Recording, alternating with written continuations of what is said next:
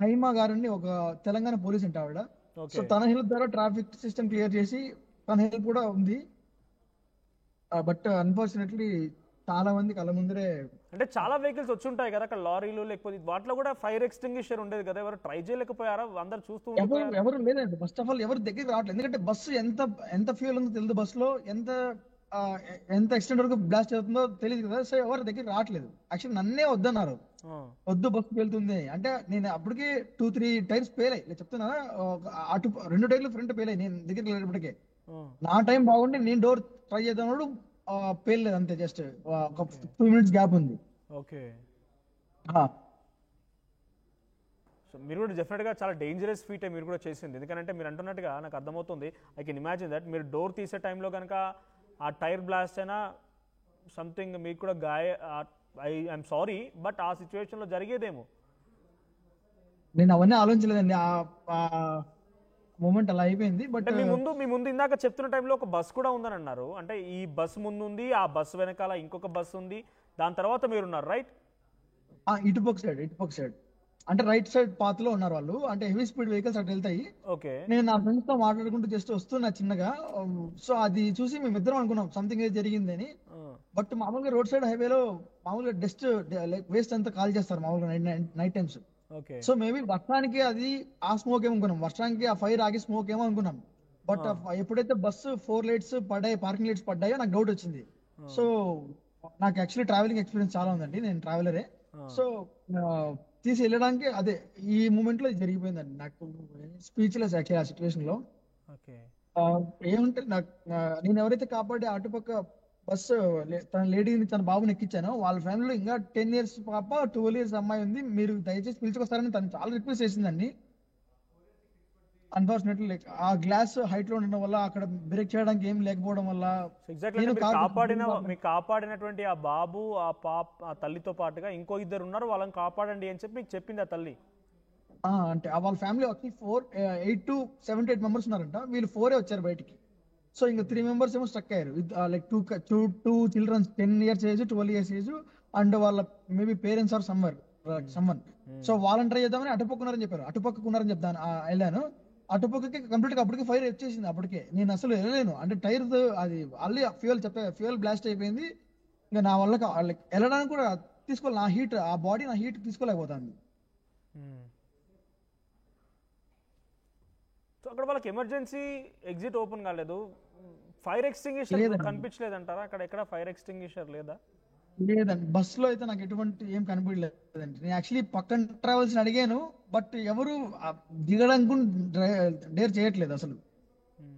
ఎందుకంటే అది బ్లాస్ట్ అయ్యే ఛాన్స్ ఉందని వాళ్ళకి తెలుసు, ఎందుకంటే మీరు అంటున్నట్టుగా ఫ్యూయల్ ఉంది, ఏసీ ఉంది, బ్లాస్ట్ అవుతుందని అర్థమైపోయింది కాబట్టి. సో వచ్చిరాగానే పోలీసులు, అంటే పోలీసు సహాయక చర్యలు స్టార్ట్ అయిన తర్వాత ఎవరైనా అంటే ఆల్మోస్ట్ 15 minutes అయిపోయింది అంటున్నారు, ఆ లోపే అందరూ ఆల్మోస్ట్ చనిపోయి ఉంటారు. వచ్చిన తర్వాత ఎవరైనా బయటపడ్డవారు ఉన్నారా కొంత? లేదండి, క్లియర్ గా ఇప్పుడు ఆమె హైమా అనే లేడీ వచ్చారు కదండి, తెలంగాణ పోలీస్ ఆవిడ. అప్పటికే బస్సులో ఉన్న వాళ్ళంతా ఎక్స్పైర్ అండి. అప్పటికే స్పాట్ నేను కళ్ళ ముందర చూస్తున్నా, కాలిపోతున్నారు, రిప్స్ కనబడుతున్నాయి. నేను ఆ చావుకేకలు విన్నానండి. నాకు ఇప్పటికే నా మైండ్ లో ఇంకా తిరుగుతున్నాయి ఇంకా నాకు. Hmm. లేదు, నేను అంటుంది ఎవరైనా సహాయక చర్యలు స్టార్ట్ అయిన తర్వాత బర్న్స్తోనో ఏదో ఒక చిన్న కొన ఊపిరితోనో బయటపడ్డ వాళ్ళు ఉన్నారా?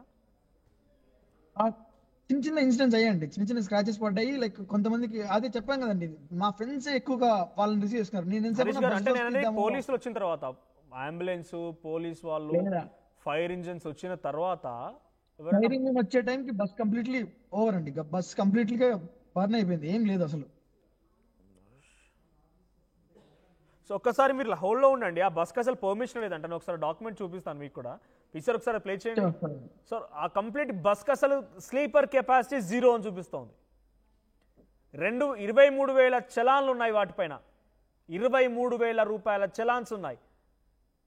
నో ఎంట్రీ, ఆ తర్వాత వాళ్ళు వెళ్ళవలసిన రూట్స్ లేవు, డేంజరస్ డ్రైవింగ్స్ ఉన్నాయి. 1కి 10 సార్లు no entry, dangerous drivings, no entry boards ఉన్న దగ్గర వాళ్ళు ఎంట్రీ ఇవ్వడం. హైదరాబాద్ రీసెంట్గా ఇనాగ్రేట్ అయినటువంటి ఎక్స్ప్రెస్ హైవే ఒకటి విత్ ఇన్ సిటీలో ఆ బస్సు 95 స్పీడ్తో వెళ్తోంది, 95 స్పీడ్తో వెళ్తోంది. ఒక్కసారి మీకు లిస్ట్ కూడా చూపిస్తాను. లెఫ్ట్ సైడ్ మీరు చూడండి, స్లీపర్ కెపాసిటీ 0. చూడండి అక్కడ పైన ఒక్కసారి హోల్ చేయండి పీసీఆర్ లెఫ్ట్ సైడ్ది. DD019490 ఇది బస్ నెంబర్. ఆ బస్ నెంబర్ రిజిస్ట్రేషన్ కింద మీరు చూడండి, మ్యానుఫ్యాక్చరింగ్ డేట్ వచ్చేసి 2017. తర్వాత నెంబర్ ఆఫ్ సిలిండర్స్ కింద స్లీపర్ కెపాసిటీ చూడండి 0 స్లీపర్ కెపాసిటీ. చాలా బస్సులు కూడా ఇటు ఆర్టీఓ అధికారులతో కుమ్మక్కైపోయి అడ్డగోలుగా పర్మిషన్లు తెచ్చుకొని ఈ బస్సులన్నీ రీడిజైన్ చేసి మళ్ళీ స్లీపర్గా మార్చుకుంటారు. వాళ్ళు బేసిక్గా ఓన్లీ లోయర్ బెర్త్ కోసం మాత్రమే బస్సెస్ తీసుకొచ్చుకుంటారు. సీటింగ్ కెపాసిటీ కూడా ఉంటుంది చూడండి, సీటింగ్ కెపాసిటీ 43 మాత్రమే, 43 సీటింగ్ కెపాసిటీ మాత్రమే. దానికి మళ్ళీ అదనంగా జోడించి వాళ్ళు మళ్ళీ అప్పర్ బెర్త్లు క్రియేట్ చేసుకొని స్లీపర్ కెపాసిటీ ఏర్పాటు చేసుకుంటారు.